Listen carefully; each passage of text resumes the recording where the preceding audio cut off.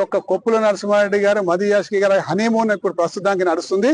ఈ హనీమూన్ కూడా తొందరలో బయటపడుతుంది. ఖచ్చితంగా ప్రజలు ఇటు కొప్పుల నరసింహారెడ్డి గారికి అటు మధు యాష్కి గారికి ఇద్దరికి బుద్ధి చెప్తారు. అది తొందరలోనే రాబోతుందని కూడా ఈ సందర్భంగా మనం చేసుకుంటాం.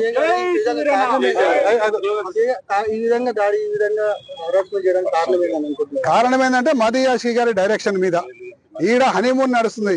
ఒక ముగ్గురు కార్పొరేటర్లకు మధు యాష్కి తోటి హనీమూన్ నడుస్తుంది. ఒకటి చంపాపేట కార్పొరేటర్, ఒకటి మన్సూరాబాద్ కార్పొరేటర్, ఒకటి హస్తినాపూర్ కార్పొరేటర్ అంటే వాళ్ళ పార్టీ కాబట్టి ఈ ముగ్గురు కార్పొరేటర్ ప్రస్తుతానికి హనీమూన్ నడుస్తుంది. వీళ్ళు ఏ కష్టం వచ్చినా పాపం వాళ్ళ బీజేపీ నాయకులకు చెప్పుకోరు. ఏ కష్టం వచ్చినా మధు యాష్కి గారికి చెప్పుకుంటారు వీళ్ళు.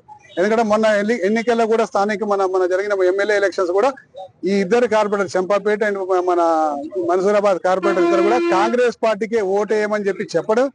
దాని తర్వాత పాపం బీజేపీ అభ్యర్థికి తెలిసి ఈ లాస్ట్ 1 వీక్ లో టైట్ చేస్తే అప్పుడు బీజేపీ అభ్యర్థికి లాస్ట్ ఏదో బీజేపీ అభ్యర్థికి ఓటేయమని మీద చెప్పారు. 100% మధు యాష్కి ఆదేశాలతో జరుగుతుంది. ఇక్కడ అన్ని జరిగేటి అన్ని మధు యాష్కి ఆదేశాలతో జరుగుతుంది.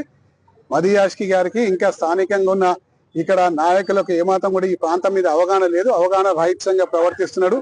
ఖచ్చితంగా రేపు ఆయన కూడా ప్రజలు బుద్ధి చెప్తారు.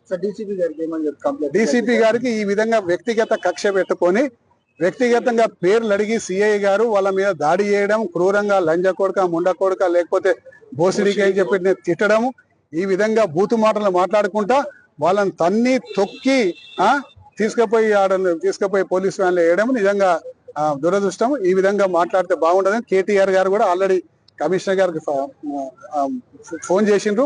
తప్పనిసరిగా ఇంకేమైనా పెద్దగా అయితే రేపు పొద్దున కేటీఆర్ గారు, హరీష్ రావు గారు అందరూ కూడా ఎల్బీ నగర్ లో ఉంటారు. వాళ్ళకు సరైన బుద్ధి చెప్తాం. తప్పనిసరి